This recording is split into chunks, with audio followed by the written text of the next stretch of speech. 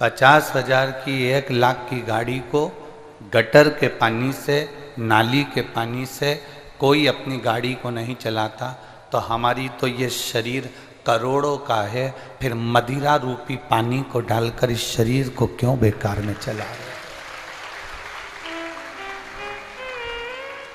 कीमती है ये शरीर, हमारी किडनी, हमारा लीवर, हमारा फेफड़ा, हमारी आंतें, हमारा हृदय, हमारे नेत्र, हमारी श्रवण शक्ति, हमारी वाणी बड़ी कीमती है।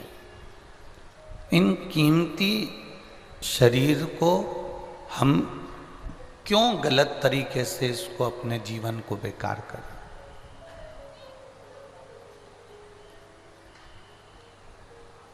मानव की जो देह है ये पाप कर्म में लिप्त ना हो, इसका स्मरण रहे।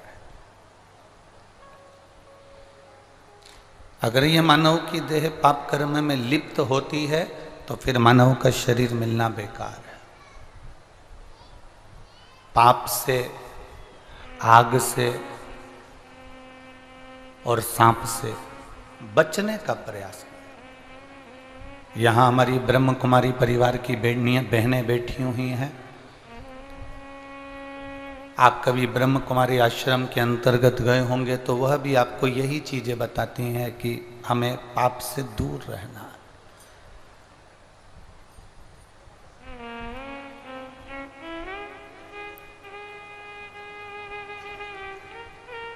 हमें यही सिखाया जाता है कि हम गलत मार्ग से दूर हट जाए। पानी में डूबने वाले को बचाना सरल है, पानी में डूबने वाले को बचाया जा सकता है, पर प्याली में डूबने वाले को बचाना कठिन है और बचाया नहीं जा सकता। पानी में और प्याली में अंतर है।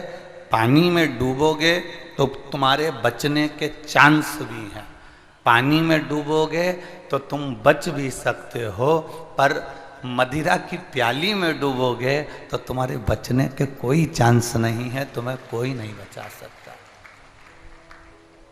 कौन बचाएगा?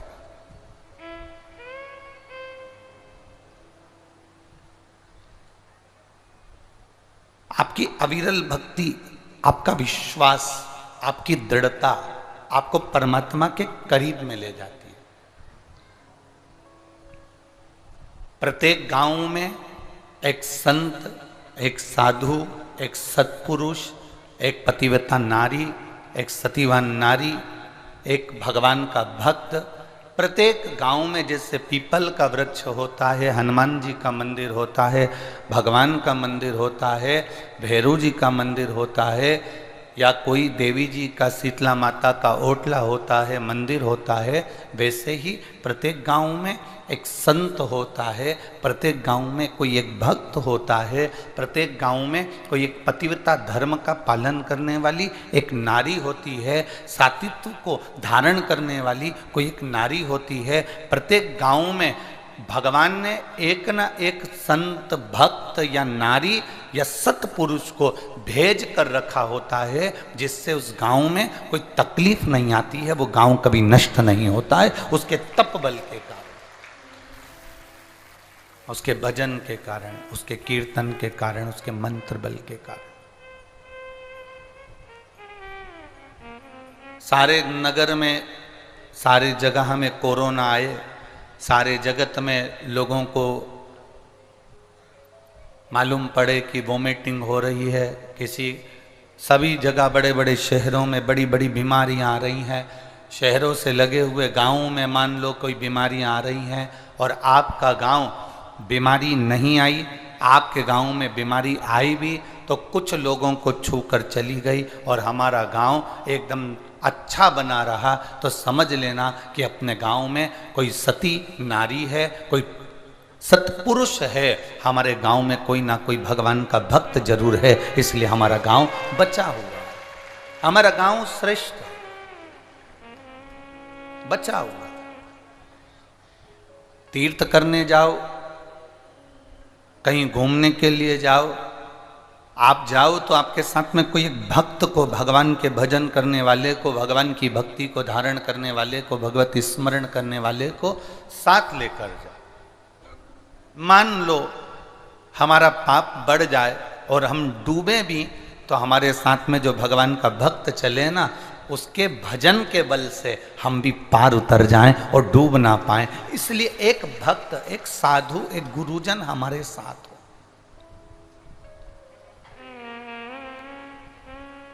शरीर का काम है वो पाप करवाएगा, शरीर का काम है वो गलत दृष्टि देगा,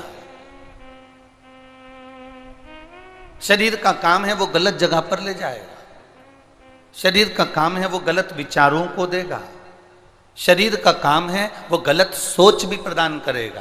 पर आपका काम क्या है, आपका कार्य क्या है? भगवत भजन की ओर तल्लीन रहना।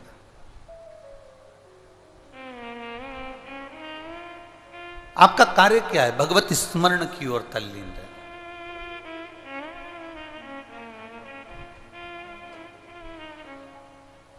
शरीर कहेगा कि चलो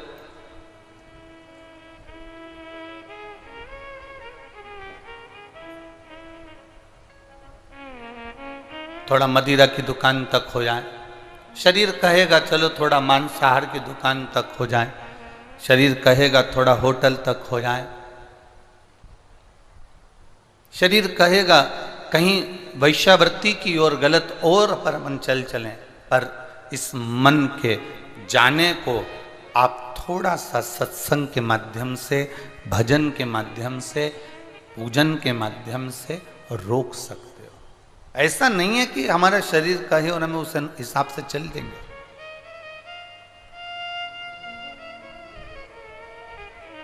महाराज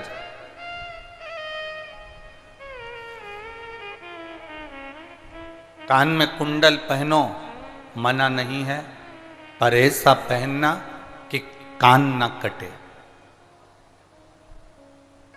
कान में कुंडल पहनो मना नहीं, पर ऐसा पहनना कि कान ना कटे। नाक में नथनी पहनना, नाक में लौंग पहनना, पर ऐसी पहनना कि नाक, जम के बोलो जरा, ना कटे। मना नहीं।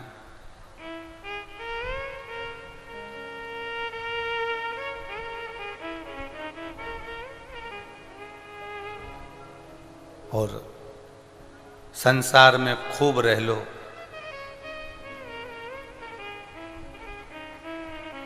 पर जीवन ऐसा बनाना कि भजन के बिना, प्रभु के नाम के बिना एक दिन भी ना कटे, एक दिन भी ना कटे। कान में कुंडल पहनो, पर ऐसा पहनो कि कान ना कटे। नाक में नथनी पहनो, लौंग पहनो, पर ऐसी पहनो कि नाक ना कटे। और संसार में खूब अच्छे से रह लो, पर अपने जीवन को ऐसा बनाना कि भगवान के भजन बिना, भगवान के पूजन के बिना, एक लोटा जल के बिना हमारा जीवन ना कटे।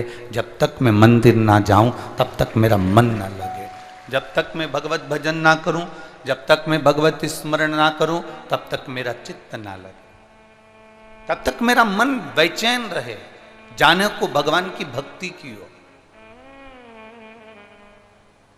भगवान के भजन की ओर। आज बालोद नगर के, इस बालोद जिले के अंतर्गत बालोद में जो कथा हो रही है, पूरे बालोद में ऐसी कोई रोड नहीं है जो खाली हो। प्रत्येक रोड में लाखों से लाखों भक्त भरे पड़े हुए हैं, प्रत्येक रोड पर। शहर की स्थिति तो हमको नहीं कर सकते, क्योंकि हम शहर के बाहर रह रहे हैं, अंदर जाने की हमको परमिशन भी नहीं, क्योंकि इतनी भीड़ में कहाँ जा पावे। पर शहर की स्थिति हम नहीं कर सकते, और हम आते भी बाहर जंगलों में से आते, जंगलों में से चले जाते, तो हमको तो अंदाजा नहीं लग पाता। पर आज जंगल की स्थिति यह है कि वहाँ चारों तरफ लोग पेड़ों की छांव में, गाड़ियों पर, नहर के किनारे, तालाब के किनारे, जहाँ जिसको जगह मिल रही है, छतरियों में, पन्नियों में, दुकानों में, रोडों पर वृक्ष के नीचे, गाड़ियों के नीचे, जहाँ जिसको जगह मिल रही है वो वहाँ बैठा है। शायद हमारे जीवन की ये पहली ऐसी कथा होगी जिसमें 7 से 8 पंडाल लगे, उसके बाद भी भक्त रोड पर है।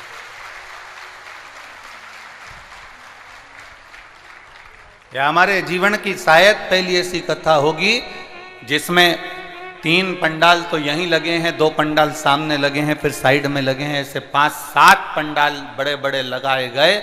उसके बाद भी भक्त शंकर के जो उपासक हैं, शिव के जो भक्त हैं, वो भगवान की कथा को सुनने के लिए रोडों पर और ग्राउंडों में भरे पड़े हुए हैं महाराज। ये शिव तत्व की प्राप्ति का साधन है, ये शिव भक्ति का साधन।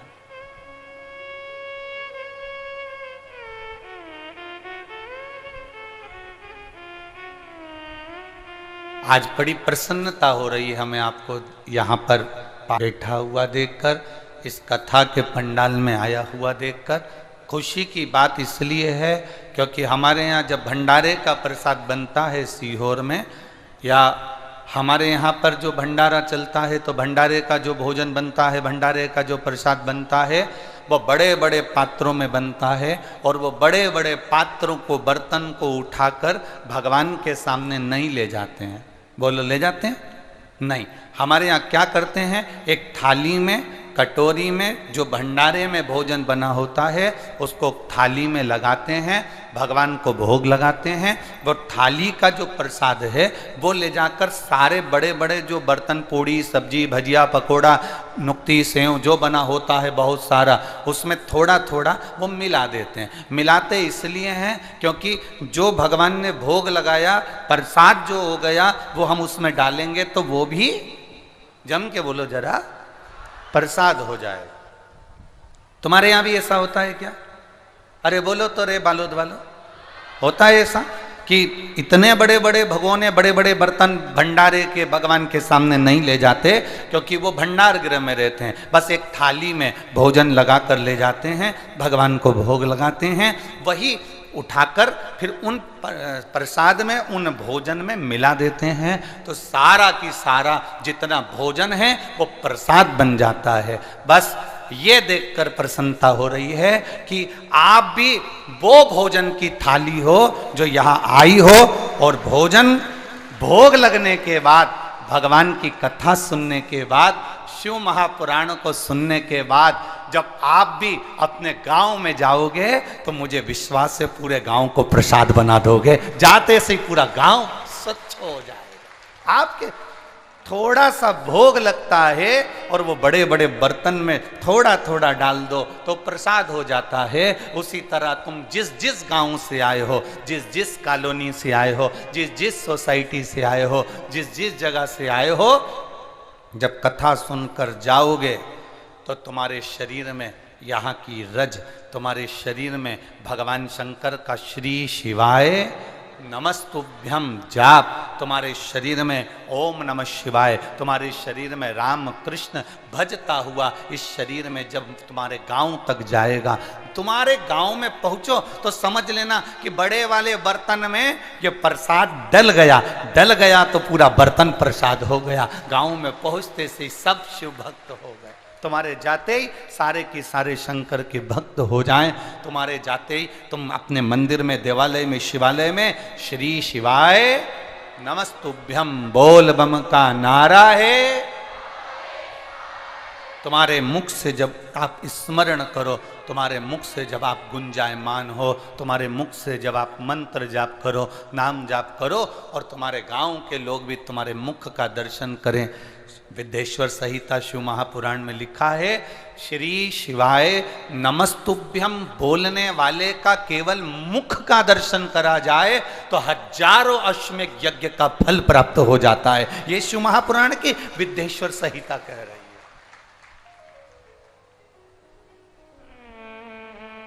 ये शिव महापुराण की विद्येश्वर संहिता वर्णन कर रही है।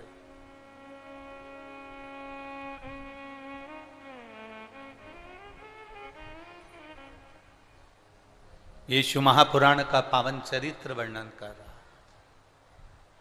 महाराज, आपका भजन, आपका कीर्तन, आपका मंत्र जाप, आपका स्मरण ना जाने कितनों को फल प्रदान कर देता है, ना जाने कितनों को।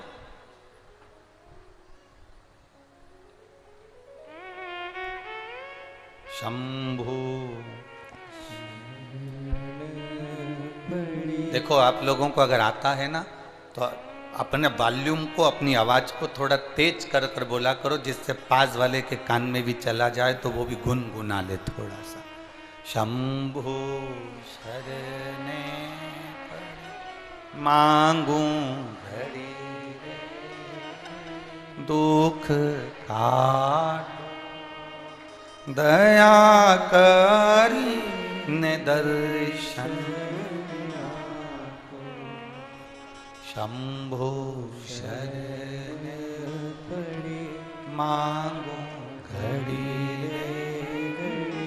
दुख काटो, दया करी ने दर्शन। एक थोड़ा सा प्रसाद भगवान के बड़े बड़े बर्तन में डाला जाए तो वो पूरा प्रसाद हो जाता है। एक व्यक्ति भी अगर शिव महापुराण की कथा सुनकर अपने गांव में जाता है तो पूरा गांव शिवमय हो जाता है, शंकर का धाम बन जाता है, शिव तत्व को प्राप्त करने वाला बन जाता है। साधुवाद है। यहाँ की कलेक्टर महोदय, एसपी महोदय, एसडीएम, एसएसपी, डीएसपी, टीआई और संपूर्ण पुलिस प्रशासन, संपूर्ण मेडिकल, संपूर्ण नगरपालिका, संपूर्ण प्रशासन को, जिन्होंने इस कथा में आज अपार जनता को, हम कहेंगे लगभग 18 लाख से ऊपर भक्त यहां पहुंच चुके हैं। अपार जन समुदाय, कोई अंदाजा नहीं सरकार का भी कि कितने लोग पहुंचे, कितने। ऐसा जंगल नहीं, ऐसी कोई नहर नहीं, ऐसा कोई स्थान नहीं, और पूरा बालोद जैसा शहर व्यक्तियों से पटा पड़ा हुआ है।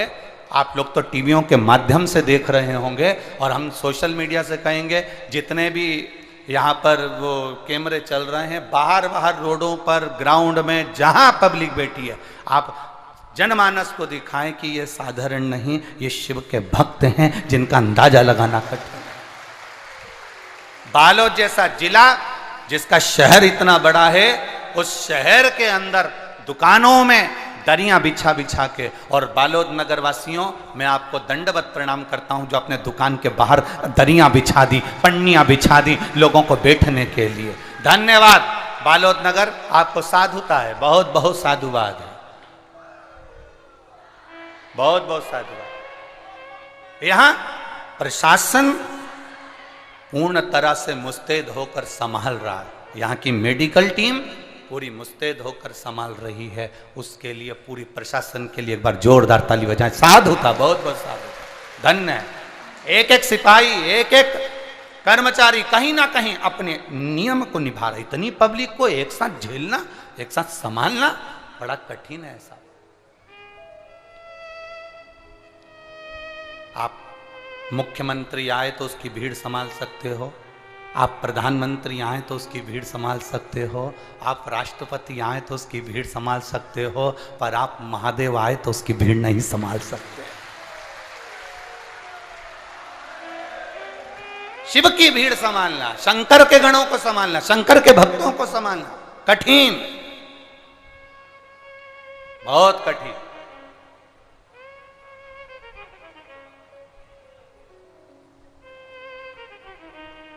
और बिना निमंत्रण के ये जितने बैठे हैं, एक के पास भी ना तो पीला चावल गया, न पत्रिका गई, न पंपलेट गया, न बैनर गया। बस उन्होंने सुन लिया कि बालोद में कथा है और अपने को श्रवण करना है और पहुंचना है, बस भाव से पहुंच गए। ना पत्रिका, ना निमंत्रण, ना कुछ, ना तुम्हारे आने के लिए बस लगवाई गई, ना गाड़ियां लगवाई गई, ना कोई तुमको लेकर आने के लिए कुछ लगाया गया। ये तो आपके दिल में जो महादेव बैठा हुआ है, तुम्हारे हृदय में जो मेरा बाबा बैठा हुआ है, तुम्हारे चित्त में जो मेरा शंभु विराजमान है, वो शंभु तुमको यहाँ तक लेकर आ गया और वही तुमको कथा सुनाकर तुम्हारे दरवाजे, तुम्हारे घर तक भेज गए। कोई शंभु भाग्यशाली हो, इसलिए तुम्हें सावन के महीने की विराम की ओर कथा चल रही है। कितने किस्मत वाले हो कि कल सोमवार भी है, प्रदोष भी है और सावन का और शिवरात्रि शंकर भगवान की पावन कथा का तत्व बने। ये कितना किस्मत, क्या भाग्य। थोड़ा सा प्रसाद बड़े बड़े पात्रों में डाला, पात्र पूरा प्रसाद बन गया। उसी तरह एक व्यक्ति भी अगर कथा सुनकर अपने गांव में गया और गांव में जाने के बाद उसके मुख से भगवान का नाम निकलता रहा, श्री शिवाय नमस्तुभ्यम निकलता रहा, तो समझ लो कि पूरा गांव एक ना एक दिन प्रसाद जरूर बनेगा और उनके मुख से श्री शिवाय नमस्तुभ्यम जरूर निकलेगा, उनके मुख से भगवती स्मरण जरूर। और लुटा दिया भंडार काशी कर दिया माला माल काशी। ये भक्ति के बल को हमें बढ़ाना है, भक्ति के बल को हम कहीं ये विचार कई लोगों के मन में आ जाता है, हम फिर कहेंगे कि मानव का शरीर बड़ा कीमती शरीर है, इसको ये तंबाकू गुटखा से या गंदा गटर के पानी से या मदिरा के पानी से इस शरीर को खराब मत करो। तुम्हारी 50 लाख की गाड़ी में गटर का पानी डालकर चलाओगे तो गाड़ी कोई चलेगी क्या? उसी तरह ये करोड़ों का शरीर भगवान ने दिया, एक एक किडनी 10-10, 20-20 लाख की दे दी, लीवर 25 लाख का दे दिया, आंखें लाखों की दे दी, कान लाखों के दे दिए, हाथ पैर लाखों के दे दिए। जरा विचार तो करो, ओरिजिनल चीज जब शरीर की चली जाती है और हॉस्पिटल में डुप्लीकेट घुटना डलता है तो कितना चलता है? कोई काम का रहता है? वो असली चीज भगवान ने तुमको देकर भेजा है। और इस गाड़ी की कीमत को समझ लो, इस शरीर की कीमत को समझ लो, तो व्यसन से दूर रहो। जितना व्यसन से दूर रहोगे उतना तुम्हारी जिंदगी सार्थक हो जाएगी, जितना तुम व्यसन से दूर रहोगे उतना तुम्हारा जीवन धन्य हो जाएगा, उतना जीवन धन्य है।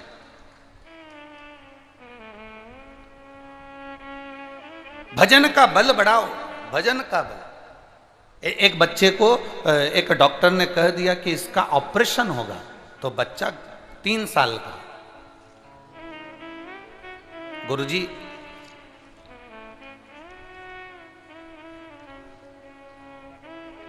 मेरा नाम ईशा साहू है, मैं ग्राम खपरी हीरू, सही है, खपरी हीरू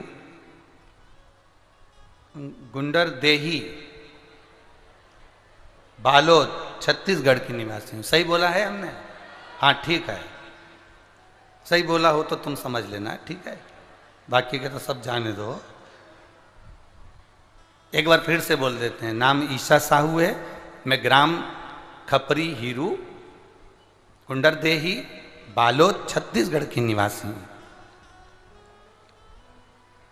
गुरुदेव कहीं बैठी हो तो हाथ हिला सकती हैं। गुरुदेव मेरा 3 साल का बेटा है, जन्म से ही उसके शरीर में एक प्रॉब्लम हो गई और यूरिन वाले स्थान पर उसको तकलीफ हो गई। जितने डॉक्टरों को दिखाया है जन्म से, वो 3 साल का हो गया गुरुदेव, पर ठीक नहीं हो पाया। हर डॉक्टर का कहना था इसका ऑपरेशन होगा। हम भी विचार में पड़ गए कि ऑपरेशन कैसे कराएं, छोटा सा बच्चा है। दिन चलते गए, आज बेटा 3 साल का हो गया। किसी ने कहा कि टीवी को सुनना चालू करा, बच्चे के हाथ में छोटा सा लोटा पकड़ाकर मंदिर ले जाते, मंदिर में जल चढ़ाते, जल चढ़ा के बच्चे को आचमन करा देते। पशुपति व्रत भी मैंने उसके लिए करना प्रारंभ करा, पर बेटा ठीक नहीं हुआ गुरुदेव। अब क्या करें? फिर घबरा गए। किसी ने कहा इतनी जल्दी हिम्मत मत हारो, सियोर वाला महाराज कहता है अपना कार्य पूरा करो, 3 महीने में कुछ नहीं होता तो और बढ़ाओ, बाबा का भजन करने में क्या जाता है। अब तो बच्चा भी जिद करने लगा, मम्मी शिव मंदिर चलो। शंकर के मंदिर में छोटा सा लोटा लेकर बच्चे से जल चढ़वाती, पानी पिलवाती और फिर वापिस एक बार पशुपति व्रत करा। गुरुदेव, हम ऑपरेशन के लिए बच्चे को जब डॉक्टर के यहाँ लेकर गए, डॉक्टर ने कहा अब इसको ऑपरेशन की जरूरत नहीं, इसका शरीर ठीक हो गया है। यह शिव तत्व है, यो घड़ी है। खाली न जाता कोई दर से तुम्हारे, खाली न जाता कोई दर से तुम्हारे, मैं भी खड़ी हूँ नन्ही बाहें पसारे, अपने हृदय से लगा लो गिरा जा रहा हूँ, उठा लो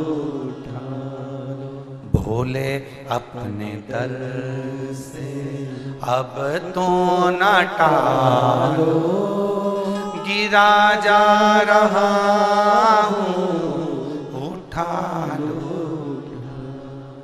शिव आराधना में जो रम गया, थोड़ा समय लग सकता है, थोड़ा दुख अगर भारी है कटने में समय लग सकता है, पर आप अपने विश्वास को डिगने मत दो, आप अपने भरोसे को टूटने मत दो।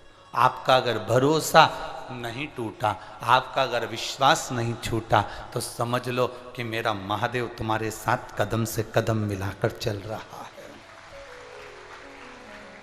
मेरा शिव आपके साथ है, हर पल हर घड़ी हर क्षण मेरा महादेव तुम्हारे साथ में है।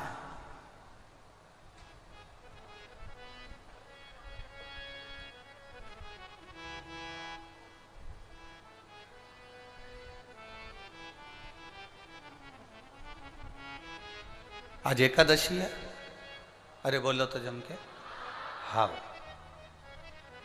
व्रत है, हाँ, ठीक है।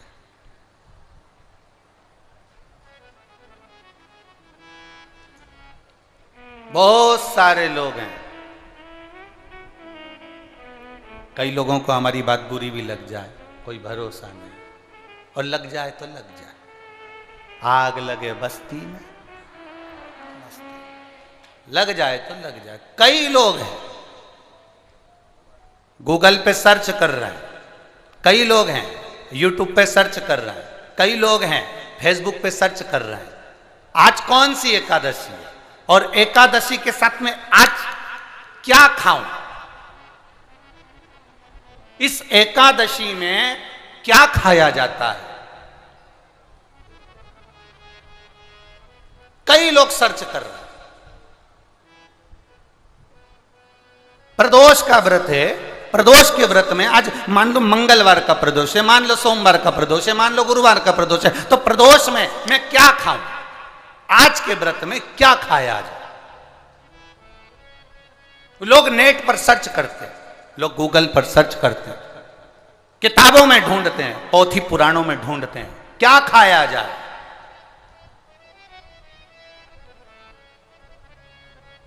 हम क्या खाएं जिससे भगवान हमारे व्रत को स्वीकार करे और हमारे व्रत को स्वीकार करे और हमें दर्शन दे। हम क्या खाएं। हमारा तो केवल इतना सा निवेदन है, किसी भोले व्यक्ति का, किसी गरीब व्यक्ति का धन मत खाओ, प्लाट मत खाओ, उसका पैसा मत खाओ।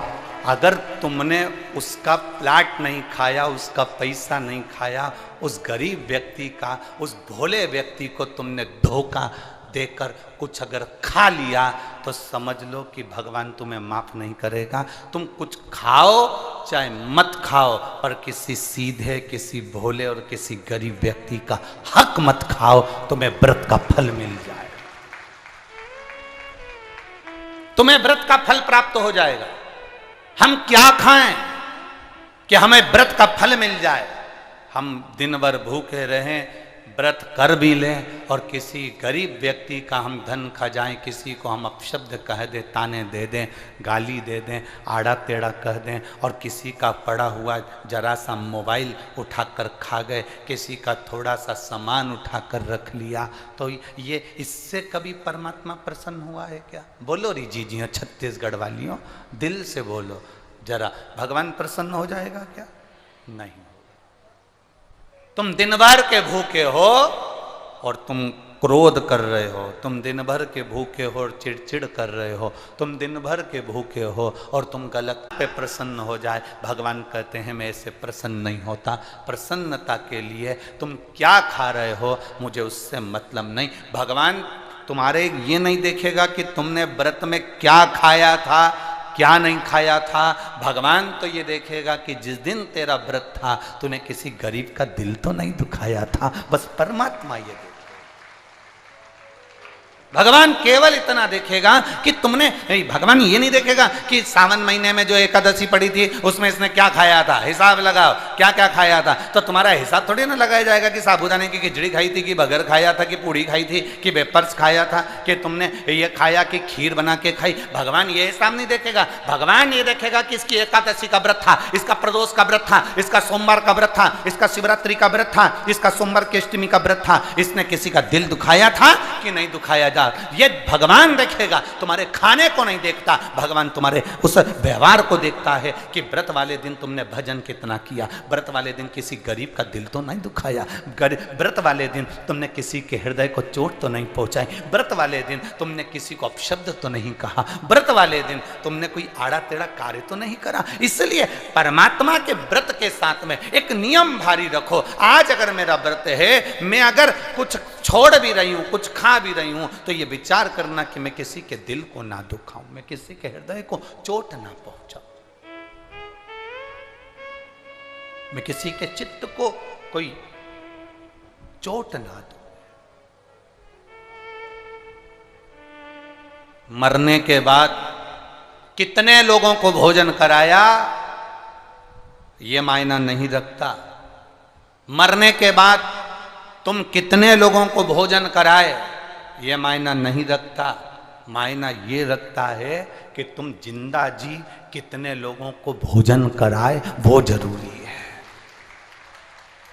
तुम्हारे गांव में शिव महापुराण की कथा हुई, बालोद में शिव महापुराण की कथा हुई, सावन का महीना, 5 दिन की शिव पुराण की कथा मिली, 5 दिन की शिव महापुराण की कथा मिली। तुम्हें धन्यवाद देना चाहिए।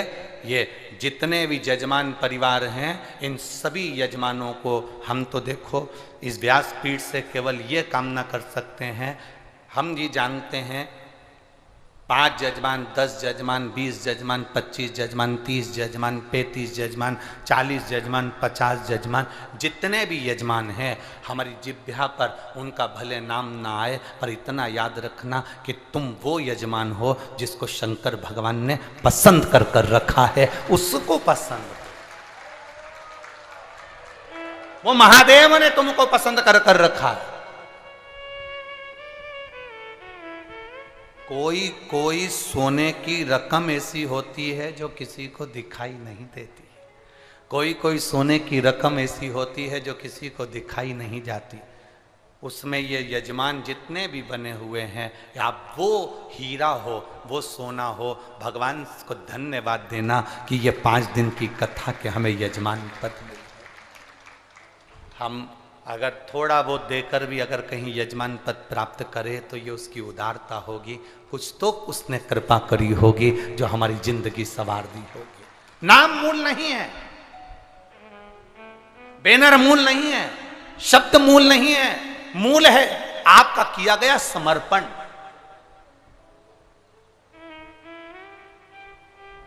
मूल है आपका किया गया भजन।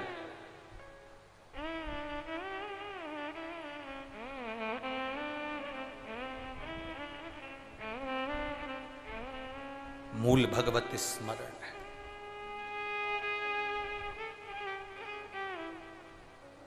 व्यवस्थाएं बहुत बड़ी होती है साहब, ये टेंट, ये पंडाल, इतने लोगों का भोजन व्यवस्था, रुकने वालों की, इतना इतना जरा विचार करिएगा। आज के ज़माने में इतनी व्यवस्थाएं करना बहुत कठिन होता है, पर यजमान लोग जब आपस में जुड़ते हैं और जब हमारे गांव का नगर का भाग्य प्रबल होता है, तब जाकर ये शिव पुराण की कथा अपने नगर में होती है। तब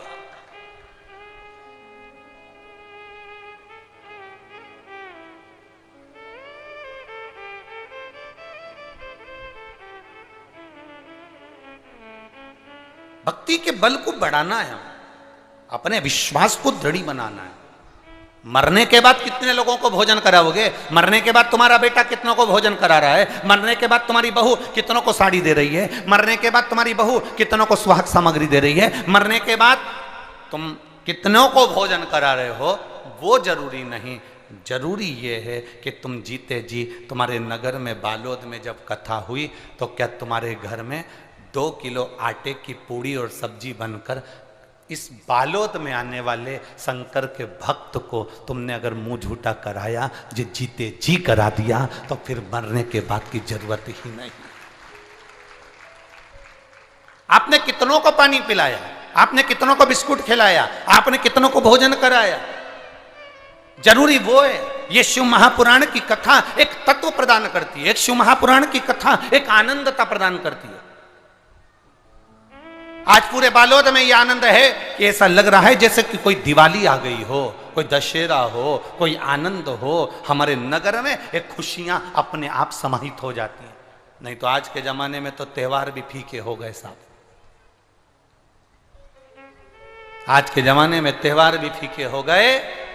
इतना फीका कर दिया विरोधियों ने, इतना फीका कर दिया विधर्मियों ने कि जब देखो जब त्योहार आता है और ये अपनी चाल चलना प्रारंभ कर देते हैं। मावा नकली है, दूध नकली है, मावा नकली है, दूध नकली है, और इनकी निगाह में वो चॉकलेट असली है।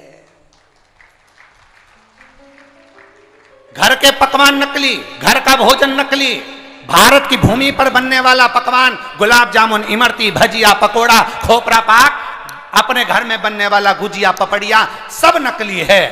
बस बाजार जाओ, रक्षाबंधन का त्योहार है, एक टॉफी भाई बहन को, बहन भाई को दे दे, और इसको त्योहार कहते हो?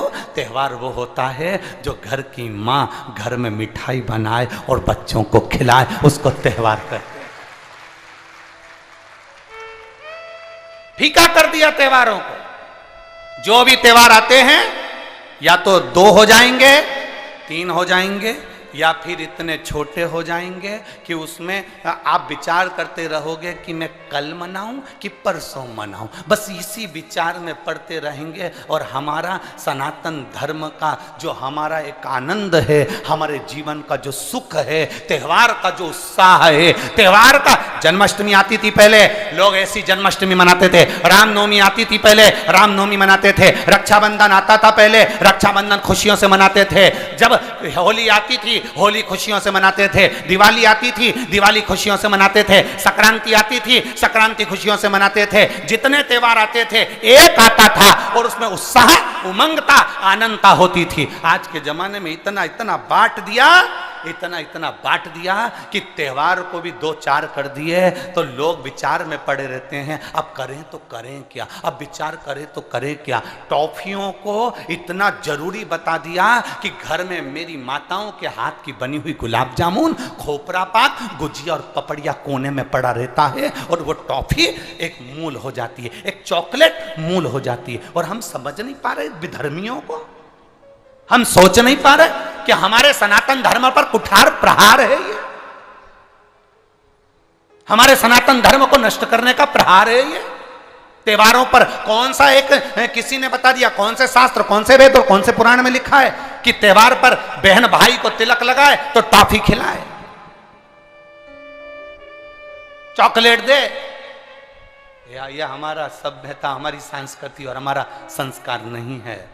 यहाँ तो ये नियम है, बहन भाई को जब राखी बांधे तो बांधने पर उसने अपनी माँ से जो मिठाई बनाई हो वो थाली में रखी हो, और बहन भाई को और भाई बहन को खिलाए, तो माता पिता का आशीर्वाद उसके शरीर में पहुँच जाए। उसके जीवन में उतर जाए। हम किन ओर जा रहे हैं? और हम चिल्ला चिल्ला कर कह रहे हैं धर्म की अधर्म का, प्राणियों में विश्व का हो गया। सीधी बात। हम जा कहां रहे हैं? हम किस पथ की ओर, हम किस मार्ग की ओर जा रहे हैं?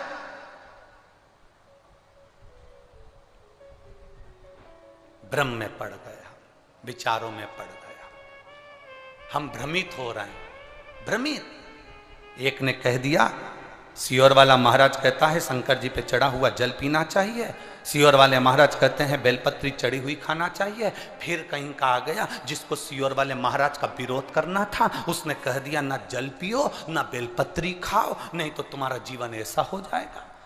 ये विरोध शास्त्र का नहीं है, ये सियोर वाले महाराज का है कि इन्होंने अगर बोला है तो उसका विरोध करना। इन्होंने बोला दुर्वा चढ़ाओ, उसका विरोध करना। इन्होंने बोला चावल चढ़ाओ, इसका विरोध करना। और दुनिया के लोग उनके झाले में पड़ जाते हैं। हमारा नियम निवेदन है, ना तुम सीहोर वालों की मानो ना तुम किसी की मानो। गीता प्रेस गोरखपुर की शिव पुराण बाजार से लेकर आओ, उसको दिल से धीरे धीरे पढ़ो, उसमें सब मिल जाएगा तुमको जो सीहोर वाला अपनी व्यासपीठ से बोलता है।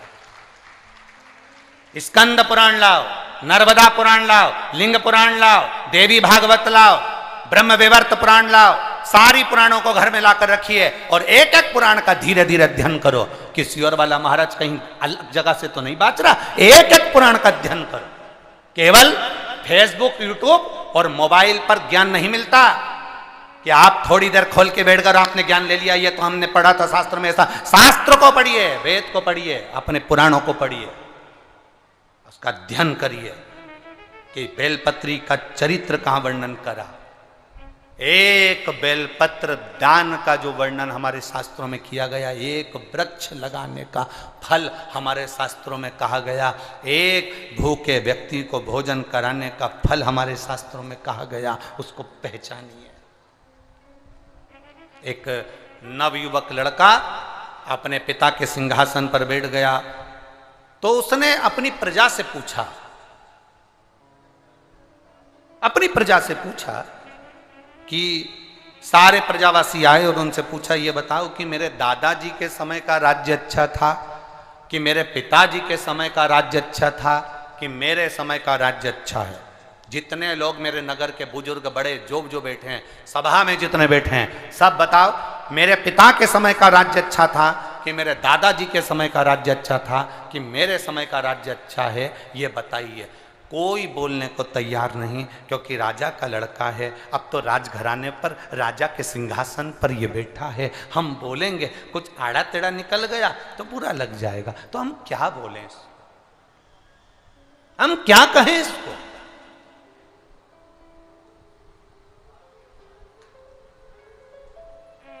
हम क्या वर्णन करें इसको, नहीं बोल, क्या बखान करें हम इसको, कोई नहीं बोला। तब एक बुजुर्ग, एक बूढ़ा सा व्यक्ति बोला, महाराज मैं कहना चाहता हूं। राजा ने कहा खुशी खुशी बोलिए, हमारे दादा के समय का राज्य अच्छा था, हमारे पिताजी के समय का राज्य अच्छा था कि हमारे समय का राज्य अच्छा है, बताओ। इतने में बूढ़ा व्यक्ति बोला मैं ये तो नहीं बता सकता, पर इतना जरूर बता सकता हूं, जब हम बाल्यावस्था में थे, आपके दादाजी का जब राज्य चल रहा था, उस समय पर मेरे जीवन में घटना घटी। क्या घटना घटी? घटना ये घटी कि एक बार मैं लकड़ी काटने जंगल में गया, जंगल से लौट रहा था तो एक सुंदर अबला स्त्री रो रही थी। एक सुंदर अबला स्त्री एक जंगल में रो रही है। सुंदर अबला स्त्री जब जंगल में रो रही थी, तब मैं उस स्त्री के पास गया। मैंने कहा क्या बात है, आप क्यों रो रही हो? कहा मेरी विदाई कराकर मेरे ससुराल वाले मुझे लेकर जा रहे थे, डाकुओं ने आक्रमण कर दिया, परिवार के लोगों को ना जाने कहाँ फेंक दिया। मैं उनसे बचकर, क्योंकि मेरे शरीर पर कीमती जेवर हैं, इसलिए मैं उनसे छुपती हुई यहाँ आकर पेड़ के नीचे बैठ गई। क्या आप मुझे मेरे ससुराल पहुंचा दोगे? क्या आप मुझे मेरे ससुराल पहुंचा दोगे? क्यों नहीं, कौन सा गांव है तुम्हारा? मेरा वो वाला गांव है। इतने में उस व्यक्ति ने कहा कि मैंने देखा है तुम्हारा गांव, चलो तुम्हारे ससुर का नाम क्या है ये, चलो मैं तुम्हारे घर पहुंचा दूंगा, वो तो मैं पहचानता हूं, चलो। उस अबला स्त्री को लेकर, वो बूढ़ा व्यक्ति कह रहा है, मैं उस अबला स्त्री को लेकर उसके घर पहुंच गया, मैंने सारा चरित्र सुनाया। उसका ससुर इतना खुश हुआ, मेरी बहू के तन पर जेवर हीरे का था, पूरा शरीर कम से कम लाखों का था उसके तन पर जेवर, और तुम मेरी बहू को यहाँ तक लेकर आए हो, मैं तुम्हें ये 15,000 का इनाम देना चाहता हूँ, 15,000 सोने की मोहरें देना चाहता हूँ। और उस व्यक्ति ने कहा कि मैंने वो सोने की मोहरें नहीं ली, 15,000 नहीं लिया। महाराज, मैं वापिस आ गया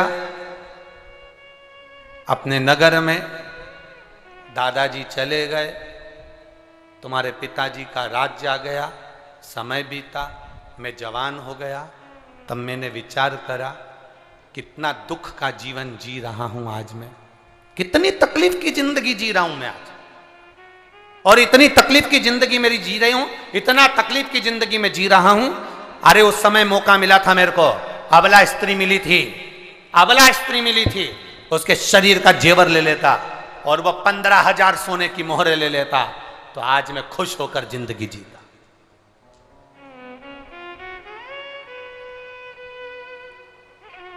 आज मैं खुश होकर जिंदगी जीता। उसके शरीर पर इतना महंगा जेवर था, सब छोड़ा लेता, कौन देख रहा था मुझे, और मैं सोने की मोहरें भी ले लेता। महाराज, आज मैं आपके राज्यपाट में हूं, आज मेरे मन में इतना दुख होता है क्योंकि मेरे पास कुछ नहीं है। मेरे मन में आया कि उस अबला स्त्री को भी मैं अपना बना लेता और अपनी पत्नी बनाकर रख लेता। सुंदर बहुत थी, युवान थी, और पैसा भी पूरा ले लेता और जेवर भी पूरा ले लेता। महाराज, आज मैं करोड़ों में खेल रहा होता। तो इतने में राजा के लड़के ने पूछा, तुम हमें कहना क्या चाहते हो? बस बूढ़े व्यक्ति ने कहा, मैंने दादाजी का राज्य बता दिया, पिताजी का राज्य बता दिया, आपका राज्य बता दिया, अब इससे ज्यादा कुछ नहीं कह सकता। राजा के लड़के के आंख से आंसू बहने लगा। मेरे पिताजी ने मुझसे कहा था, जस राजा तस प्रजा, जैसा राजा होता है वैसी प्रजा होती है। दादाजी अच्छे मन के थे, इसलिए उस समय तेरा मन अच्छा था।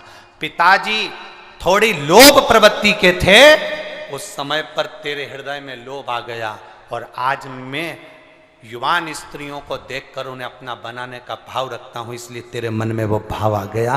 तूने तीनों का बल एक ही कहानी में बता दिया कि तीनों का राज्य कैसा है, तीनों का राज्य कैसा है। हमारी सोच, हमारी वृत्ति, हमारा भाव, हम हमारे घर में रह रहे हैं, हमारे घर के बुजुर्ग की सोच क्या है, हमारे घर में भोजन बनाने वाले की सोच क्या है, हमारे घर में रहने वाले का विचार क्या है, हमारे घर में, हमारे गांव में, हमारे नगर में जो रह रहा है। अच्छा, नगर का कोई अध्यक्ष है, गांव का कोई प्रतिनिधि है, गांव का कोई मूल व्यक्ति है, अगर वो ठीक है, उसका भजन ठीक है, उसकी कार्यशैली ठीक है, उसका स्मरण ठीक है, उसकी भक्ति ठीक है, तो आपको भक्ति में मन लगेगा। और जो व्यक्ति कहीं ना कहीं डामाडोल है, तो आपका भक्ति में मन नहीं लग सकता, आपका भजन में मन नहीं लग सकता।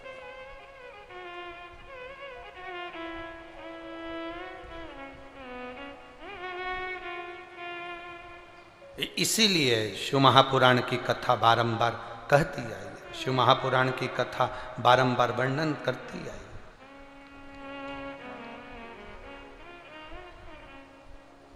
भगवान शंकर की कथा वर्णन करती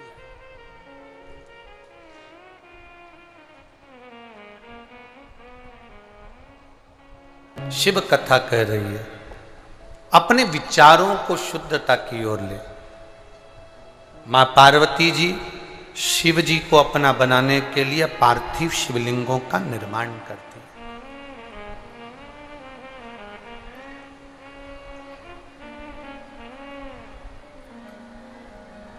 पीछे की आवाज खोलिए। मां पार्वती जी शिव जी को अपना बनाने के लिए पार्थिव शिवलिंग का पूजन कर रहे हैं, पार्थिव शिवलिंग का निर्माण कर रहे हैं। और पार्थिव शिवलिंग का निर्माण करना, पार्थिव शिवलिंग का पूजन करना सरल विषय नहीं है।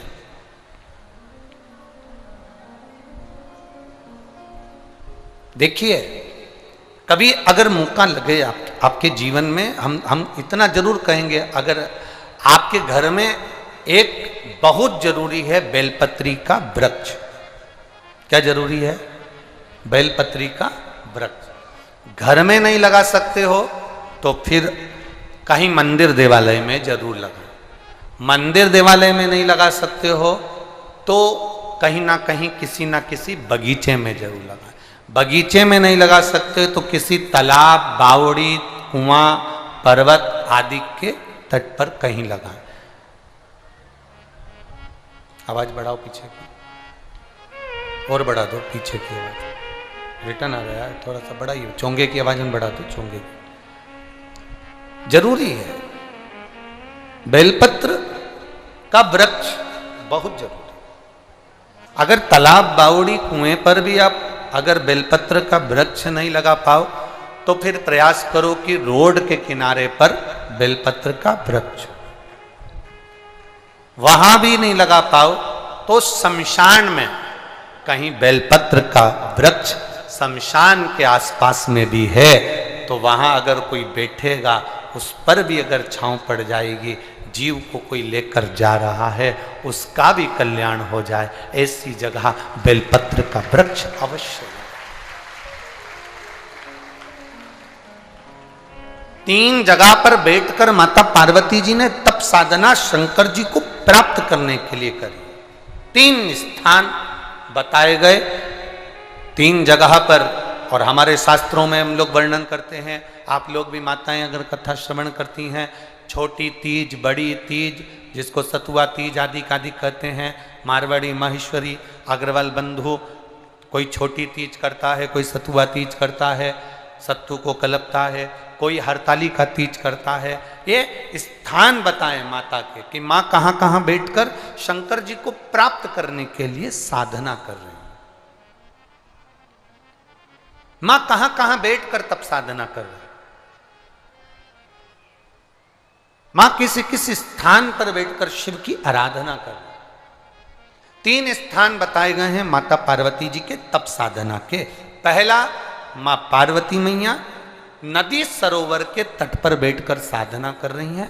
दूसरा, मां बेलपत्री के वृक्ष के नीचे बैठकर तप साधना कर रही हैं। और तीसरा, मां एक गुफा के अंदर बैठकर तप साधना कर रही हैं, जिस तप साधना में वो शिव को प्राप्त करना चाहते, जिसमें बैठकर वो भगवान देवादित्य महादेव को प्राप्त करना चाहते। किस किस के घर के अंदर बेलपत्री का वृक्ष या पौधा है? जरा हाथ उठाइएगा। बहुत सारे हो रहे, रख लो रख लो रख लो, धर लो। हाँ, बहुत धन्यवाद आपको, प्रणाम आपको, नमन कि आपने बेलपत्री के वृक्ष को लगाया, बेलपत्री के पौधे को लगाया। आपको नमन करते हैं। हजारों अश्वमेध यज्ञ के बराबर फल मिल गया आपको, आपने एक बेलपत्री का पौधा लगाया। हम निवेदन करेंगे आपसे, कोई त्योहार आए, सावन का महीना आया, शिवरात्रि आई, सोमवार की अष्टमी आई, आपसे निवेदन है किसी भी वृक्ष से पत्ती लो या फूल लो, पर वृक्ष को चोट मत पहुंचाओ। ऐसा नहीं कि हम फूल तोड़ने के चक्कर में वृक्ष की टहनियों को तोड़ दें, या हम बेलपत्र तोड़ने के चक्कर में बेलपत्री की डालियों को तोड़ दें। ये श्रेष्ठता हमारे यहाँ शिव पुराण नहीं कहता।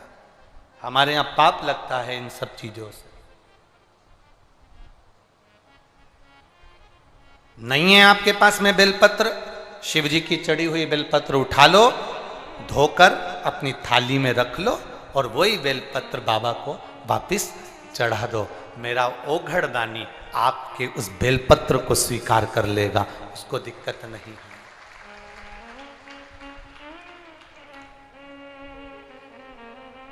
मेरा शिव आपको पकड़ता है, मेरा शंकर आपका कल्याण करने के लिए अग्रसर रहता है।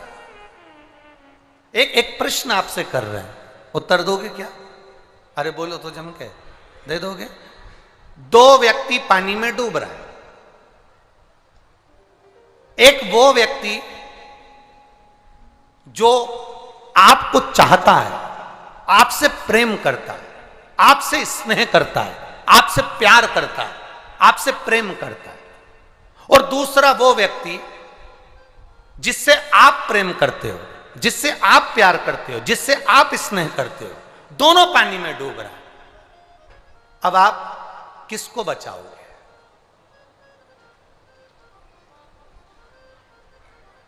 एक वो व्यक्ति जो आपसे प्यार करता है, आपसे प्रेम करता है, आपसे स्नेह करता है, वो पानी में डूब रहा है, और एक वो व्यक्ति जिसके लिए आप दिल लुटाते हो, प्रेम करते हो, प्यार करते हो, स्नेह करते हो, जिसके बिना आप रह नहीं सकते, वो पानी में डूब रहा है।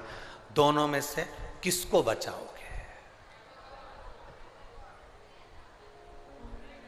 पहले नंबर का, 2 नंबर का, 2 नंबर, 2 नंबर, 2 नंबर। उधर से दादाजी बोल रहे हैं 1 नंबर का बिल्कुल सही है। बहुत बहुत साधुवाद। कहीं संत बाबा वो क्या? हाँ, संत बाबा। एक बार जोरदार ताली बजाओ, बिल्कुल सही निर्णय दिया। बहुत बहुत प्रणाम साधुता, नमन, बिल्कुल सही निर्णय। एक वो व्यक्ति जो आपको चाहता है, आपको प्रेम करता है, आपको प्यार करता है, और दूसरे नंबर पर वो व्यक्ति जिससे आप प्यार करते हो, जिससे आप प्रेम करते हो, जिससे आप स्नेह करते हो, दोनों पानी में डूब रहे हैं। किसको बचाओगे? तो उसको बचाना जो तुमसे प्रेम करता है। क्यों? क्योंकि जो तुमसे प्रेम करता होगा वो तुम्हें कभी दुखी नहीं देख सकता। जो तुमसे प्रेम करता होगा वो तुम्हें दुखी नहीं देख सकता। जिससे तुम प्यार करते हो, भरोसा नहीं कि वो तुमसे स्नेह करता होगा और तुम्हें सुखी दे दे या तुम्हें सुख दे दे, वो भरोसा नहीं। मेरा भोलेनाथ पहले नंबर का है। वो जल चढ़ाने वाले से तब प्रेम करता है कि अपने भक्त को वो डूबने नहीं देता, निकाल लेता, निकाल लेता। वो चाह रहा है, स्नेह कर रहा है।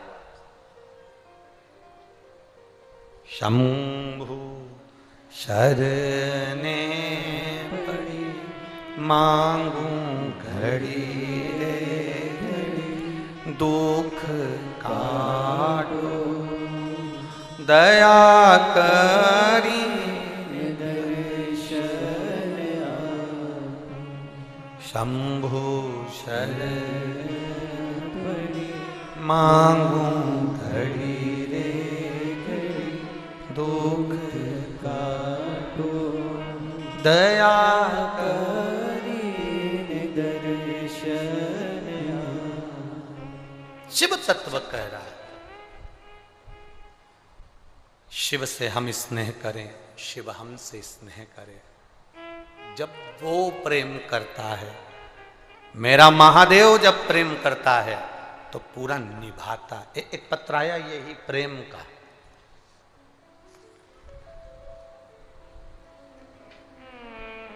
विद्या रानी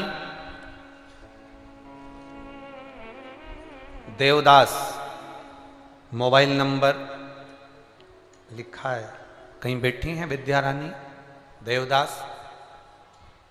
कहीं बैठी हो तो हाथ हिला सकती हैं। विद्या रानी देवदास कहीं पर बैठी हो तो हाथ हिला सकती हैं। कहीं बैठी हैं? इधर हैं? हाथ हिला दीजिए। वो बेटी आई है क्या जिसको कोबरा नाग ने 5 बार डसा? विद्या रानी जी आपके साथ में आई है क्या वो बेटी? आई हो तो हाथ हिला दीजिए, तो हम उसको यहां बुलवा लेते हैं, अगर वो बेटी आई हो तो।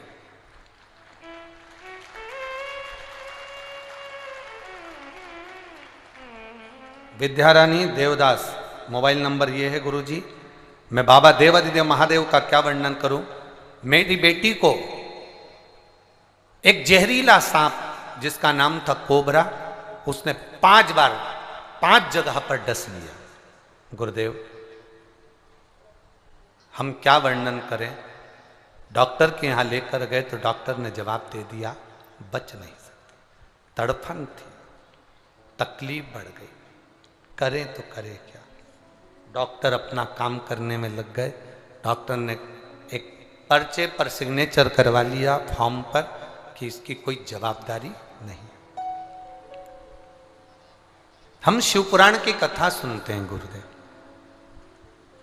अब बेटी के फॉर्म पर सिग्नेचर हॉस्पिटल में कर दिया कि अब इसका कोई भरोसा तो है नहीं, ये जिए ना जिए कोई भरोसा नहीं इसका। पर बाबा, छोटा सा पर्चा है, बाबा हॉस्पिटल में पड़े, डॉक्टर ने कह दिया समय का कोई भरोसा नहीं।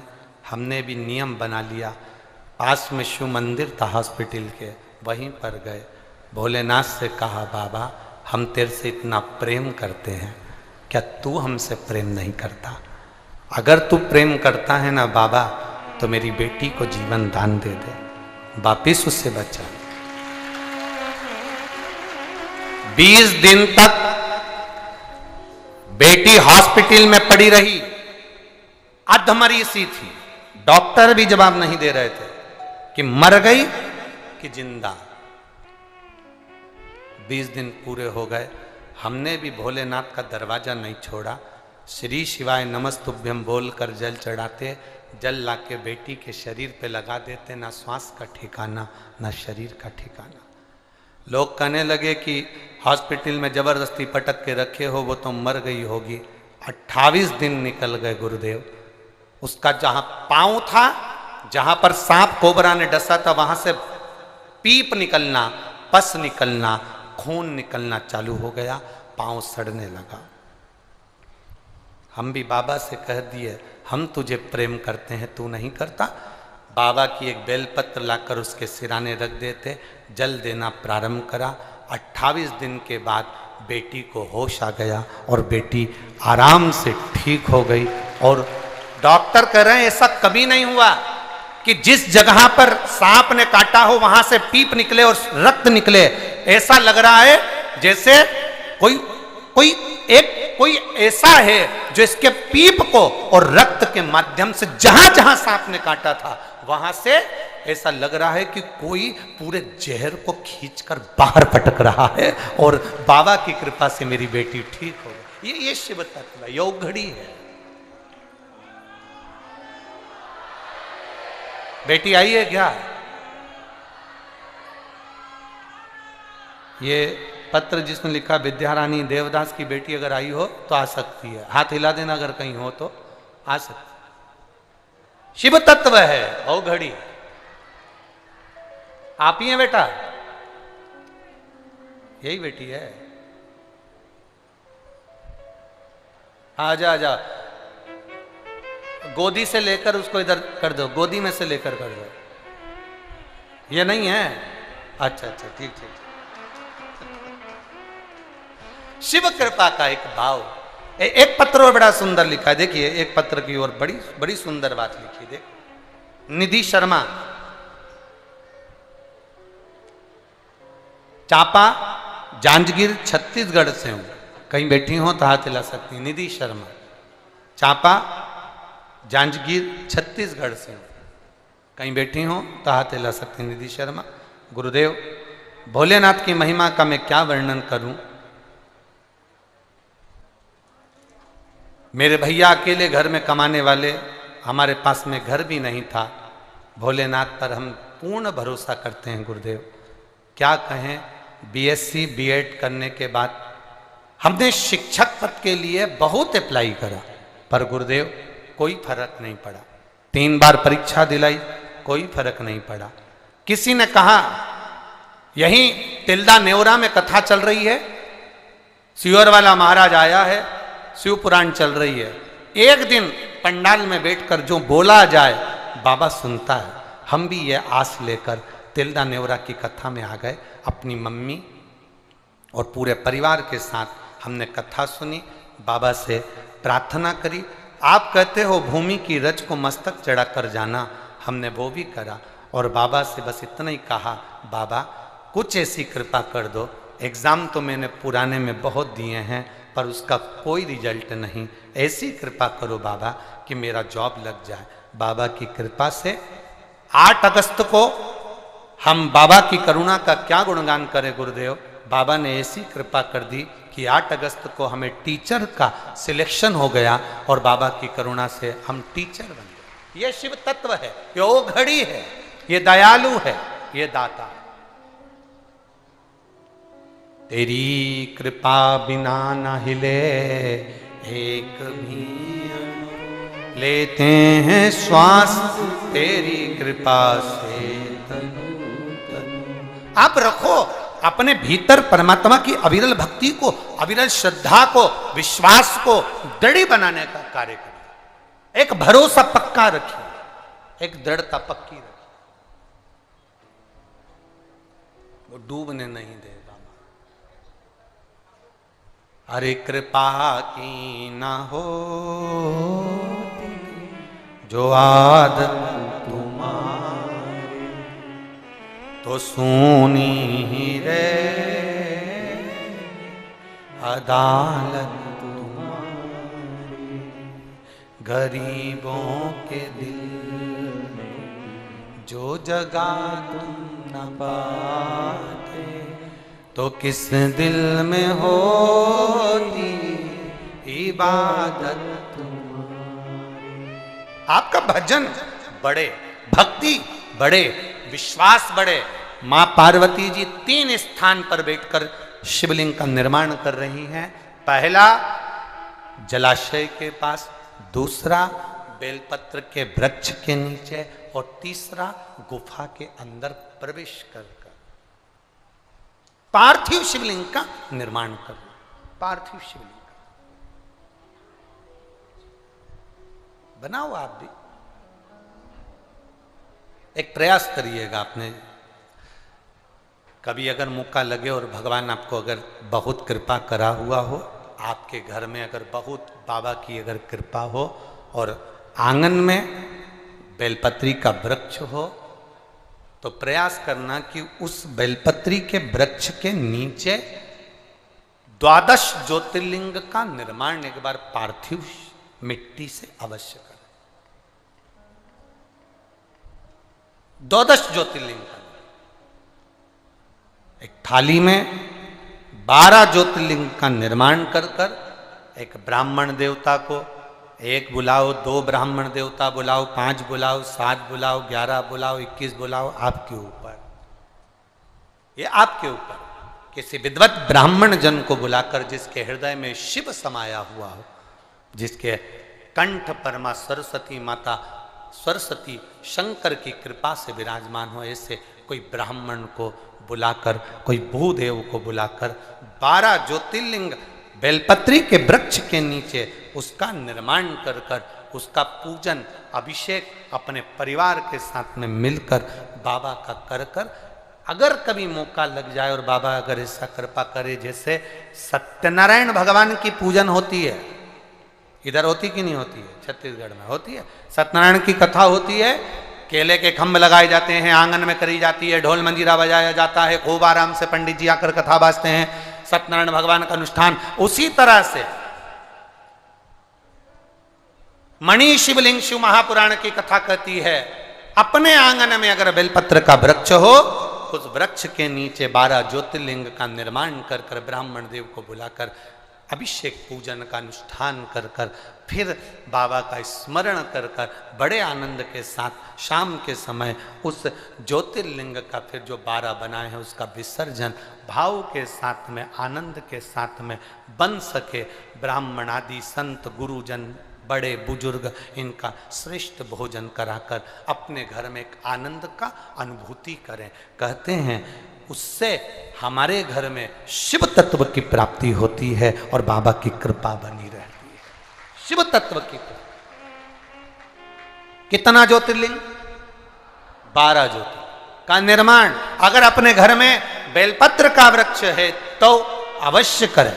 आपको मौका मिला है महीने, 2 महीने, 6 महीने, 8 महीने में, साल भर में, और बाबा से ऐसा प्रार्थना भी करें कि बाबा ऐसी कृपा करना, मैंने जो मांगा अगर वो पूरा होता है तो मैं 12 ज्योतिर्लिंग का निर्माण कर कर पूजन अवश्य करूं। ये तेरी कृपा बनी रहे, तेरी करुणा बनी रहे। करो।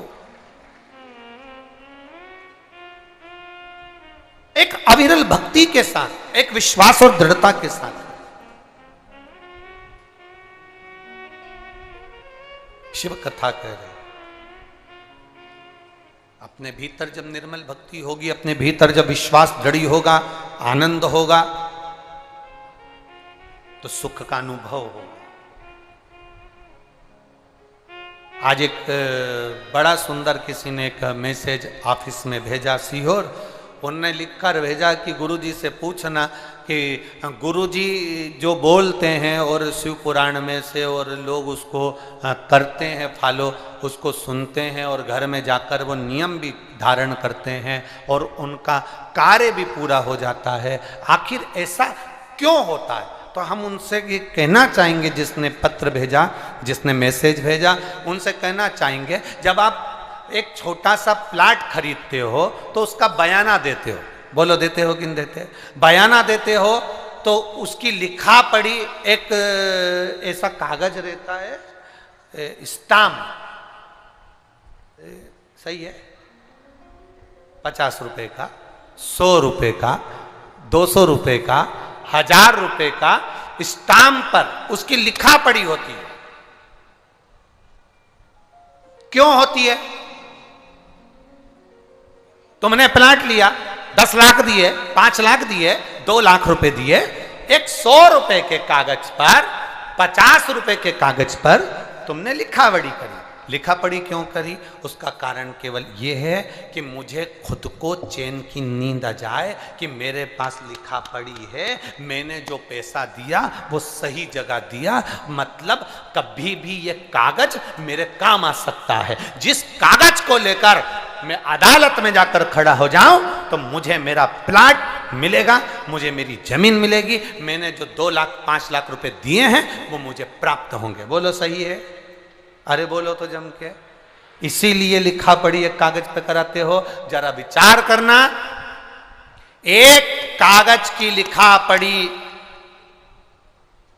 तुमने करवा ली तो तुम्हें टेंशन नहीं रहा, तुम्हें चिंता नहीं रही और तुम उस कागज के भरोसे हो गए। उसी तरह जो शिव पुराण की कथा में आता है, शंकर जी की लिखी हुई, व्यास जी की लिखी हुई इस बात पर तुम्हें भरोसा हो जाता है तो भगवान भी आकर उस भरोसे को पूरा कर जाए। 100 रुपए के स्टाम्प पर तुम्हारा विश्वास है, 50 रुपए के स्टाम्प पर तुम्हारा विश्वास है, तो हमारा भी विश्वास, और ये शिव भक्त जितने कथा सुन रहे हैं आस्था चैनल पर, फेसबुक, यूट्यूब पर, जितने इस बालोद नगर में कथा सुन रहे हैं, इनका भी विश्वास शंकर जी के प्रति है कि वो मरने नहीं देगा, वो तड़पने नहीं देगा, वो कष्ट नहीं देगा, वो साध लेगा। मृत्यु तो निश्चित है, मौत तो आएगी, पर वो कष्ट नहीं देगा। ये बेटी ने लिखा, उसकी माँ ने लिखा कि हमारी बेटी, छोटे से पत्र में उसने लिखा, अंतिम सांस पड़ी है, जूझ रही है मौत से, और वो बाबा है।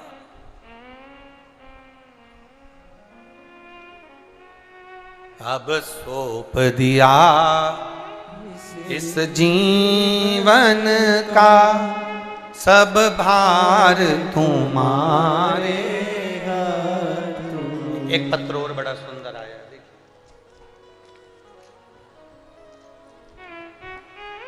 किरण सिन्हा, जिला बालोद, छत्तीसगढ़ की रहने वाली हूं।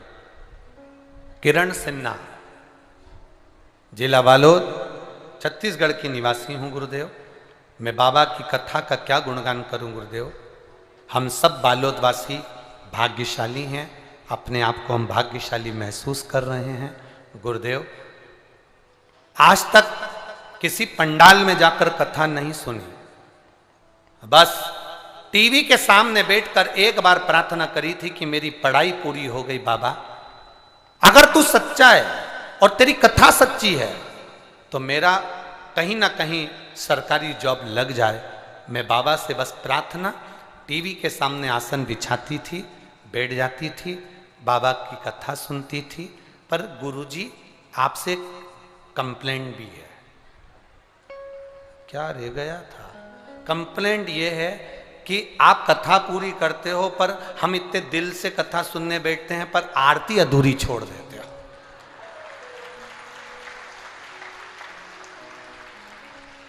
ओ बेटी किरण सिन्हा, शत्रुघ्न सिन्हा की छोरी है का? बड़ी भारी है ये तो, हमारी भी गलती गिनवा दे हो। अब कथा पूरी करते हो पर आरती होती है ना, उसमें ये तुम्हारे चैनल वालों को बोला करो ना, कार्ड देते हैं, ये यहीं खड़े हैं। अब तेरा क्या होगा रे कालिया, नीचे मत उतर जाना। अब सोचे तो ये इनके ऊपर, पर गुरुदेव कुछ भी हो, आसन लगाकर मैंने टीवी के सामने कथा सुनी। बाबा की कृपा से मैं हेल्थ ऑफिसर के पद पर नियुक्त हो गई, इसलिए बाबा को नमन करने के लिए। यह शिव तत्व है। ओ घड़ी, ये उसकी कृपा, ये उसकी दया है। और जी किरण सिन्हा बालोद छत्तीसगढ़ से हम पूरा प्रयास करेंगे कि आरती पूरी हो। हम भी पूरा प्रयास करेंगे। आप बोले हो, हमारा प्रयास रहेगा कि आशीष को भी हम कहेंगे कि ऐसा करे सो तो कथा 5-1 मिनट पहले छोड़कर आरती पूरी दिखा दी जाए हो। तो प्रयास हम भी करेंगे, पर कथा चलते चलते कभी कभी स्मरण नहीं रह पाता तो समय इतना कम पड़ जाता। वो तो तुम्हारे चक्कर में और कथा को टीवी पर इतने लोग सुनते हैं ना, अधूरी कथा ना रह जाए इसलिए उसको उस समय तक विराम कर देते, नहीं तो कथा और लंबी भी चल जाए, उसका कोई ठिकाना नहीं हमारा। तो प्रयास पूरा करेंगे, प्रयास में बोल बम का नारा है, सारी समस्या का हल शिव तत्व को प्राप्त करो। पार्वती जी आप भी नियम बना लो, बाबा से प्रार्थना कर कर जाना, बाबा ऐसी कृपा करना, ऐसी दया करना कि खाली न जाता कोई दर से तुम्हारे, मैं भी खड़ा हूँ नंदी बाहें पसारे, अपने हृदय से लगा लो गिरा जा रहा हूँ उठा लो। बाबा से प्रार्थना करना। पार्वती जी ने बेलपत्री के वृक्ष के नीचे शिवलिंग का निर्माण करा, उसका पूजन किया। पार्वती जी इतने शिवलिंग का निर्माण करी, इतने शिवलिंग का निर्माण करी, धीरे धीरे माता थाली में एक पीठिका बनाती हैं, शिवलिंग बनाती हैं, उसकी पूजन करती हैं। उसके आसपास में कोई पीठिका नहीं बनाई, केवल शिवलिंग बना बनाकर रखती गई। हमारे यहाँ जब हम सहस्त्र शिवलिंग का निर्माण करते हैं, जब हम हजारों शिवलिंग का निर्माण करते हैं, जब हम लाखों शिवलिंग का निर्माण करते हैं, तो बीच में थाली में एक पीठिका बनती। पीठिका जो जलाधारी हम बनाते हैं वो एक बन गई, शिवलिंग बन गया। उसके बाद में हम जितने भी शिवलिंग बनाते हैं उसमें ये पीठिका नहीं बनाकर केवल शिवलिंग गोल गोल आकृति कर कर बनाकर रख देते हैं। उसकी पूजन माँ पार्वती जी कर रही हैं, जिसका नाम है मणिलिंग। इसको हमारे यहाँ पर मणिलिंग कहा गया, जो रखकर पूजन करी जाती। इसमें पीठिका नहीं थी, इसमें पीठिका नहीं दिख रही।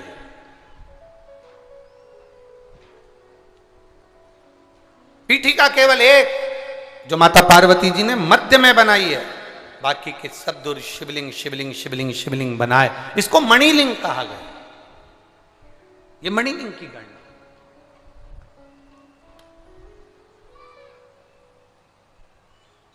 कभी प्रयास करिएगा, आप अपने हिसाब से, अपने मन से, अपने भावों में प्रयास करिए। हमने पहले भी कथा में कहा, जब तुम्हारा दिल कर जाए, आज तुम्हें लगे कि तुम्हारा चित्त ठीक नहीं है, आज तुम्हें लगे तुम्हारा मन ठीक नहीं है, आज तुम्हें लगे कि तुम्हारा चित्त ठीक नहीं हो पा रहा है, आपका मन ठीक नहीं हो पा रहा, आपका हृदय ठीक नहीं है, लग रहा है, तो बुलाओ ब्राह्मण देव आनंद के साथ में। शिव महापुराण की कथा कहती है पार्थिव शिवलिंग का निर्माण कर कर, या आप स्वयं उसकी आराधना पूजन कर कर विसर्जन करिए। आप नहीं बुला सकते किसी को तो आप स्वयं करिए।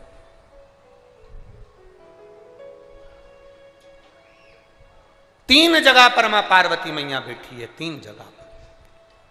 अपने हृदय में मां पार्वती शिव को बुला रही हैं, अपने हृदय से भगवान शंकर का गुणगान कर रही हैं। हम भी आपसे कहेंगे, आपके कमरे में काम का सामान रखो, अपने घर में काम का सामान रखो, कबाड़ा मत रखो।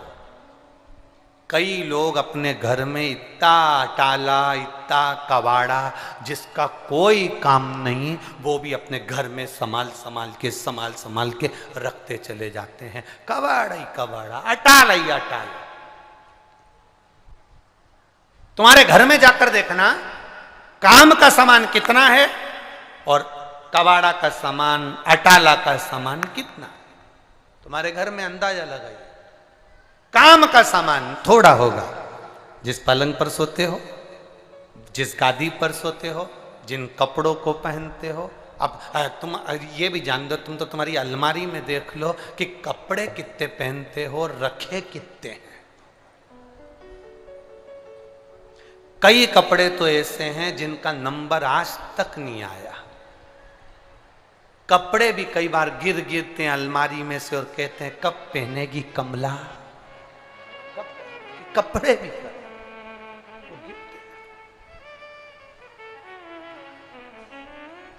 विचार करिएगा जरा, इतने कपड़े रखे, अलमारियां भरा रही हैं, उसके बाद भी हमारी आसक्ति समाप्त नहीं है, उसके बाद भी हमारी आसक्ति श्रेष्ठ नहीं है।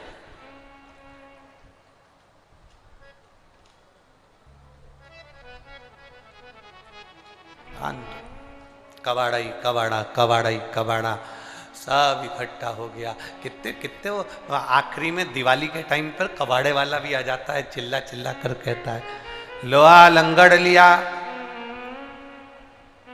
जूना पुराना, क्या बोलते हैं, जूना पुराना कबाड़ा लिया, वो भी आवाज लगाता है। क्या होगा, कबाड़ा दोगे तो वो क्या देगा तुमको। पहले तो हम आजकल वो लोग आते कि नहीं आते पता नहीं, पहले कुछ माताएं आती थी, ऐसे सिर पे टोकनी रहती थी, उसमें बर्तन रहते थे स्टील के, और पुरानी 5 साड़ी दे दो, एक भगोनी ले लो। आप लोगों को देखा है क्या उनको है? क्या कहती थी, पुराना कपड़ा दो और बर्तन लो। पहले पहले आती थी वो, आजकल तो कोई दिखती नहीं है। पुराने कपड़े दे दो और बर्तन नया ले लो। कबाड़े वाला कहता है कबाड़ा दो, जूना पुराना लोहा लंगड़ दो और रुपए लो। हम भी तो यही कह रहे हैं, काम, क्रोध, लोभ, वासना, तृष्णा, अहंकार, झूठ, प्रपंच सब दो और शिव नाम लो। हम भी तो यही कह रहे हैं।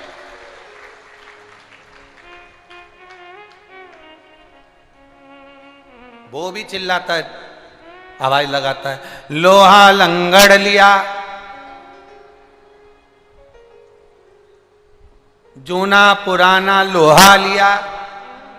हम भी तो यही कह रहे हैं, जो अहंकार में डूबा है उसे लिया, जो काम में डूबा, वासना में डूबा, आसक्ति में डूबा, तृष्णा में डूबा, लोभ में डूबा, कहीं ना कहीं गलत विचारों में जो डूबा है, उसको शिव महापुराण में लियाओ।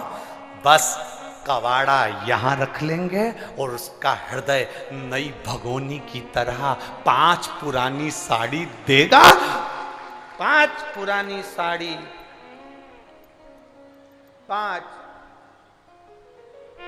5 कर्म इंद्री, 5 ज्ञान इंद्री और एक मन, ये 11 हैं। इसमें से 5 पुरानी साड़ी दे देगा और एक नया भगोना उसको मिल जाएगा। नई भगोनी जो शिव पुराण में आता है वो एकदम नया बनकर जाता है, जैसे आज ही उसका जन्म हुआ, वो नई भगोनी की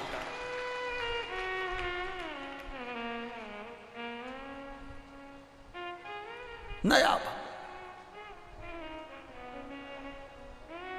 क्यों ये जो फ्रीज होता है ना, उस फ्रीज में हम जो रखते हैं वो ताजा बना रहे इसलिए रखते हैं, सड़े नहीं। फ्रीज में रख दो सड़ेगा नहीं, रख दो फ्रीज में सड़ेगा नहीं। कोई तुमसे पूछे कहां गई थी तो कह देना फ्रीज के अंदर बैठी थी। तो क्या फ्रीज में? हाँ, शिव महापुराण की कथा नहीं है, ये पंडाल नहीं है, ये फ्रीज है। इसमें जो बैठ जाता है वो संसार में सड़ता नहीं है, ना काम में, ना लोभ में, ना आसक्ति में, ना वासना में, तृष्णा में, सड़ेगा नहीं। अगर शिव पुराण की कथा सुनी है, थोड़ा दुख आ गया तो तुरंत डॉक्टर अपना काम करेंगे। जैसे उस माँ ने लिखा, हम शंकर के मंदिर चले गए, डॉक्टर अपना काम कर रहा है, तुम अपना काम करो ना। दुख आया, वो बेटी ने लिखा कि आरती भी पूरी नहीं होती थी और कट जाता था, फिर भी हम आसन लगाकर सुनते, तुम तुम्हारा कर्म करो ना, करो तुम्हारा कर्म। संसार में ज्यादा चिपकोगे तो संसार में चिपके की चिपके रह जाओगे, फिर परमात्मा की ओर फूल कर नहीं जा पाओगे। मेरी जीजियाँ रोज रोटी बनाती हैं, मेरी छत्तीसगढ़ की बहनें रोज रोटी बनाती हैं। रोटी बनाते समय मेरी बहनों को मालूम है कि इसमें थोड़ा सा रोटी बनाते समय पलेथन लगाना जरूरी है। पलेथन मतलब जानते हो, एक्स्ट्रा आटा, जो लोई बनी और उसको बेलने से पहले पलेथन लगाओ। पलेथन लगाएंगे तो वो चकोटी में और बेलन में रोटी, बोलो बोलो जम के बोलो जरा, नहीं चिपकेगी। और जो रोटी चकोटी में और बेलन में चिपक गई, उसको तवे पर तुम कितई डाल के हिलाओ, वो जहां से चिपकी होती है वहां से फूलती नहीं। हमने भी बहुत रोटी बनाई है, वो फूलेगी नहीं। इतनी माताएं बैठी है, तुम कितना भी उसमें ऐसा कपड़ा भी फेरो ना तवे के ऊपर, तो भी रोटी नहीं फूलेगी। जहां से चिपक गई वो वहां से नहीं फूलेगी। हम भी ऐसे ही, आप भी ऐसे ही। रोटी के आटे की लोई है ये पृथ्वी, जैसे वो चकला, जैसे वो चकोटी गोल होती है, वैसे ये पृथ्वी गोल है और संसार के बेलन से हम बेले जा रहे हैं। अगर हम इसमें चिपक गए तो फिर परमात्मा तक फूल कर नहीं पहुंच पाएंगे। इसलिए पलेथन लगाओ, पलेथन लगेगा, चिपकोगे नहीं। पलेथन क्या है? शिव महापुराण की कथा। कोई तुमसे पूछे कहां गए थे तो क्या पलेथन में बैठे थे। लग रहा है पलेथन और बिल रहे हैं, ये पलेथन लग रहा है। इस पलेथन में जब तक पड़े हो आप, जब तक शिव महापुराण की कथा सुन रहे हो, सत्संग में जा रहे हो, मंदिर देवालय एक लोटा जल चढ़ाने शिवालय जा रहे हो, पलेथन लग रहा है। पलेथन लगेगा तो तुम चिपकोगे नहीं। तुम्हें जो देखेगा ना वो भी कह देगा रोटी बहुत जोरदार है, क्या फूली क्या फूली। उसको ये नहीं मालूम कि पलेथन जोरदार था, इसलिए रोटी भी जोरदार बनकर फूल चुकी है। यही रोटी की अनंतता है, पलेथन लग।